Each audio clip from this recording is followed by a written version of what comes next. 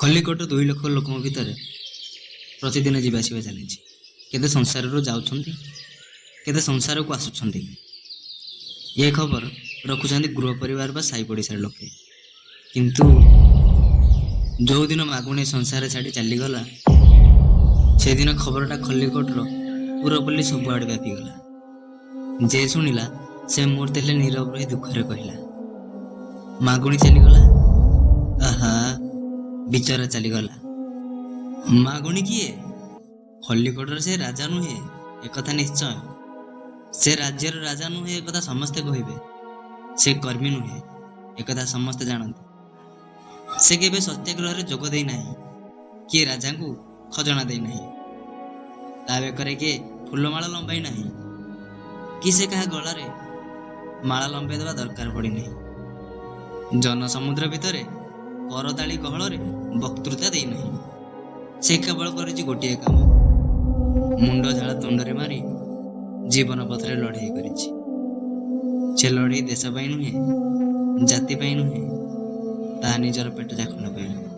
ତଥାପି ମାଗୁଣୀ ମୃତ୍ୟୁ ଖବର ପାଇ ସମସ୍ତେ କହିଲେ, ଆହା, ବିଚରା ଚାଲିଗଲା।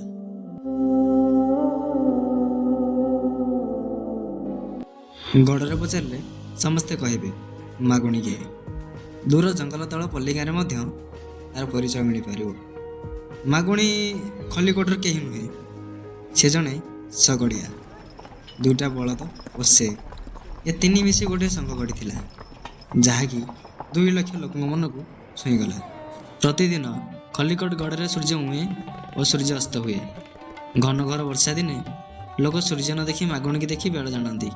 ମାଘ ମାସର ଜାଡ଼ରେ ପିଣ୍ଡାରେ ଘୋଡ଼ାଘୋଡ଼ି ହୋଇ ଲୋକେ ବସିଥିବା ବେଳେ ମାଗୁଣୀ ନିଜ ପରିଚିତ ସାଙ୍ଗ 2ଟିକୁ ଶଗଡ଼ରେ ଯୋଚି ପାହାଡ଼ ତଳେ ଗୀତ ବୋଲି ଚାଲିଯାଏ। ଲୋକେ କହନ୍ତି ମାଗୁଣୀ ସେମାନଙ୍କର ଗୋଟାଏ ଘଣ୍ଟା।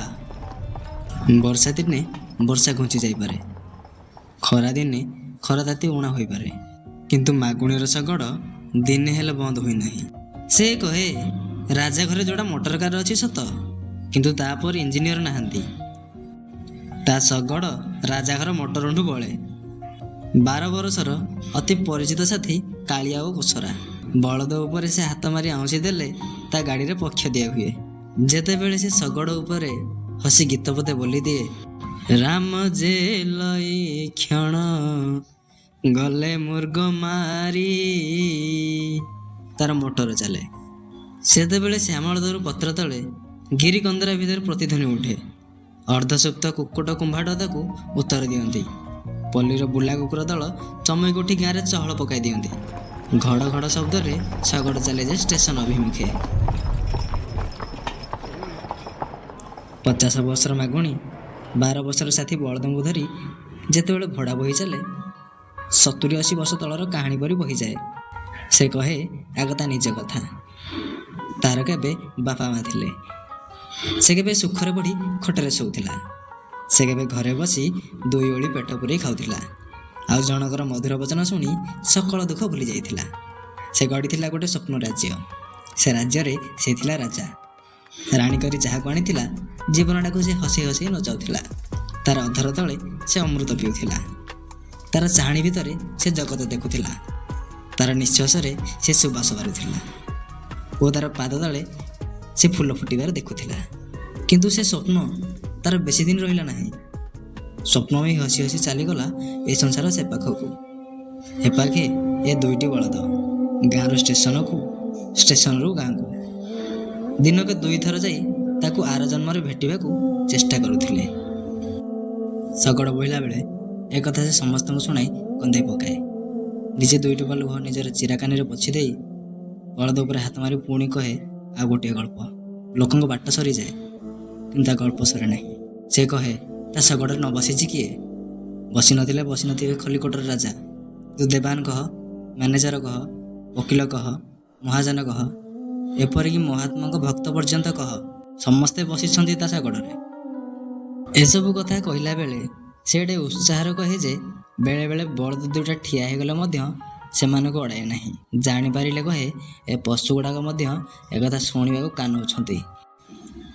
ମାଗୁଣୀର ଶଗଡ଼ ଓ ବଳଦ ଖଲିକୋଟର ଗୋଟିଏ ବିରାଟ ଇତିହାସ ନହେଲେ ମଧ୍ୟ ସେ ଇତିହାସରେ କେତେଟା ପୃଷ୍ଠା ସେ ଇତିହାସ କହେ ଏ ଶଗଡ଼ ରାଜ୍ୟର ସମସ୍ତଙ୍କୁ ଚିହ୍ନିଛି। କେତେ ବାଳ ବିଧବା ଏହାରି ଉପରେ ବସି ଶାଶୁ ଘରୁ ବାପ ଘରକୁ ଫେରିଛନ୍ତି। କେତେ ସୁହାସିନୀ କୂଳବଧୂ ବାପ ଘରୁ ଶାଶୁ ଘରକୁ ମଧ୍ୟ ଯାଇଛନ୍ତି। ଖଜଣା ଗଣ୍ଡାକ ଦେଇ ନ ପାରି ଯେଉଁଦିନ ମଣ୍ଡଳ ଗାଁର ଗଦା ରାଉଳ ଜେଲ ଗଲା, ସେଇଦିନ ତା ଘରର ଛାମୁଣି ମୁଣ୍ଡା ଆଦି ଏହି ଶଗଡ଼ରେ ବୁହା ହୋଇ ଆସି ରାଜଘର କଚେରୀ ଦୁଆରେ ଜମା ହୋଇଥିଲା। ଯେଉଁଦିନ ବେନ୍ଦାଳିଆ ଗାଁର ମଧୁରଥେ ନରହତ୍ୟା ଅପରାଧରେ ଧରା ହେଲେ, ସେଦିନ ସେ ଏଇ ଗାଡ଼ିରେ ବସି ଯାଇଥିଲେ। ଏଇ ଗାଡ଼ିରେ ବସି ଓକିଲ ଆସି ରାଜଘର ପକ୍ଷ ନେଇଛନ୍ତି। ଏଇ ଗାଡ଼ିରେ ରହିତ ନେତାଏ ହାତକଡ଼ା ପଡ଼ି କଚେରୀକି ଯାଇଛନ୍ତି। ଏଇ ଗାଡ଼ି ସୁଖ ଦେଖିଛି, ଦୁଃଖ ଦେଖିଛି। ଲୁହ ବୋହି ଏଇ ଗାଡ଼ିର ଶୁଖିଲା ପାଳର ଗଦି ଓଦା ହୋଇଯାଇଛି। ହସରଳରେ ଏଇ ଗାଡ଼ି କେତେ କମ୍ପିଛି। ଏଇ ସବୁ କଥା କହି ମାଗୁଣି ଯେତେବେଳେ ଗାଡ଼ି ଚଲାଏ, ମନେ ହୁଏ ମାଗୁଣି ଗୋଟିଏ ଜୀବନ୍ତ ଇତିହାସ। ଏପରି 10-5ଟା ଇତିହାସକୁ ଏକାଠି କଲେ ଓଡ଼ିଶାରେ ଗୋଟିଏ କୋଣାର୍କ ତିଆରି ହୁଅନ୍ତା। ଦିନେ ମାଗୁଣି ଶୁଣିଲା ତା ଗାଡ଼ିରେ ଆଉ ଲୋକେ ବସିବେ ନାହିଁ, କାରଣ ସିଂହ ଘର ଗୋଟିଏ ମୋଟର ବସ୍ ଆଣିଛନ୍ତି। ଶୁଣିଲା ମାତ୍ରେ ସେ ହସି ହସି ଆକାଶ ଫଟେଇ ଦେଲା। କହିଲା, ମୋଟର ବସ୍ ତା କ'ଣ ମୋ କାଳିଆ କସରାଠୁ ଟପିଯିବ? ଭଲ କରି ଆହାର ଦେଇ ଯେତେବେଳେ ହାତ ମାରିଦେବି, ଲୋକେ କ'ଣ ମୋ ଗାଡ଼ି ଛାଡ଼ି ସେ ଗାଡ଼ିକି ଯିବେ? ଏକଥା ଶୁଣି ସମସ୍ତେ ହସିଲେ ସତ, ମାତ୍ର ସେ ଖାତିର କଲା ନାହିଁ। 2-4 ଦିନ ଗଲା, ଦେଖୁ ଦେଖୁ ଗଡ଼ରେ ମୋଟର ବସ୍ ପହଞ୍ଚିଲା। ଲୋକେ କହିଲେ ଏଥର ମାଗୁଣିର ବ୍ୟବସାୟ ବୁଡ଼ିଲା। ଏକାବେଳକେ 20 ଜଣଙ୍କୁ ଧରି ଘଣ୍ଟେକେ 40 ମାଇଲ ଯିବ, ମାଗୁଣିକି ତାକୁ ପଡ଼ିଯିବ। କଥା ସତ। ଦୈତ ଦାନବ ପରି ଗଡ଼ରେ ମୋଟର ବସ୍ଟାକୁ ଦେଖି ମାଗୁଣିର ମନରେ ଛନକା ପଶିଗଲା। ସେ କାନ୍ଦି ପାରିଲା ନାହିଁ ସତ, କିନ୍ତୁ କାନ୍ଦ କାନ୍ଦ ହୋଇ ଭାବିଲା, ସେଦିନ ଯାଇଥିଲି କୋତଳ ସଭାକୁ। କିଏ କହୁଥିଲେ କଳ ଜିନିଷଠୁ ହାତ ଜିନିଷ ଭଲ, ତାହେଲେ ମୋଟର କଳଠୁ କ'ଣ ମୋ ଶଗଡ଼ ଭଲ ନୁହେଁ? ଏତେ ଲୋକ ତ ସଭାରେ ବସି ଶୁଣୁଥିଲେ, ସେମାନେ କ'ଣ ମୋର ଦୁଃଖ ବୁଝିପାରିବେ ନାହିଁ? କର୍ମୀ ନ ବୁଝିଲେ ଯିବି ଗାନ୍ଧୀଙ୍କ ପାଖକୁ। ଦରିଦ୍ରର ସାଥୀ ସେ, ଗରିବଙ୍କ ବନ୍ଧୁ ସେ। ସେ କ'ଣ କହିବେ ମାଗୁଣି ମରିଯାଉ, ଆଉ ଏ ସିଂହ ବଞ୍ଚନ୍ତୁ? ଷ୍ଟେସନରୁ ଗଡ଼କୁ ସିଂହଙ୍କ ବସ୍ ଚାଲିଲା। ମାଗୁଣିର ଶଗଡ଼ ମଧ୍ୟ ଚାଲିଲା, କିନ୍ତୁ ବସ୍ ପୂର୍ଣ୍ଣ, ଶଗଡ଼ ଖାଲି। ମାଗୁଣି ଯେତେ ଆଗରୁ ରାତି ଅଧରୁ ଉଠି ଷ୍ଟେସନରେ ଶଗଡ଼ ହାଜର କଲେ ମଧ୍ୟ ଲୋକେ ଗଲେ ବସ୍ରେ। ଯେତେ ନୂଆ ଅଖାର ଗଦି ପକେଇଲେ ମଧ୍ୟ ଲୋକେ ଧାଇଁଲେ ବସ୍ ମୁହଁକୁ। ଯେତେ ହାତ ଧରି ଡାକିଲେ ମଧ୍ୟ ଲୋକ ଚାହିଁଲେ ବସ୍ ଆଡ଼କୁ। ଦିନେ ଗଲା, 2 ଦିନ ଗଲା, ସେ 2 ଓଳି ଖାଇକରି ଆସୁଥିଲା। ଓଳିଏ ଖାଇ ଆସିଲା। ସେ ଭାତ ଖାଇ ଆସୁଥିଲା, ତୋରାଣୀ ପିଇ ଆସିଲା। ସେ 2 ଓଳିରେ ଥରେ ପିଇ ଆସୁଥିଲା, କ୍ରମେ 3 ଓଳି ଚଲି ଲାଗିଲା ନାହିଁ। କାଳିଆ କସରା ଛାତି ହାଡ଼ ଦିଶିଲା। ସେମାନଙ୍କୁ ଧରି ଯେତେବେଳେ କାନ୍ଦିଲା, କିଏ କହିଲା ପାଗଳ, କିଏ କହିଲା ବାୟା।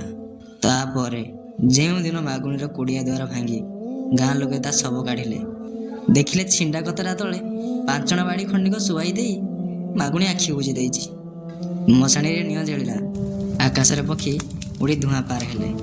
ପୃଥିବୀର 2 ଲକ୍ଷ ଲୋକ ସେ ଖବର ପାଇ ଦୁଃଖରେ କହିଲେ, ଆହା, ମାଗୁଣି ଚାଲିଗଲା।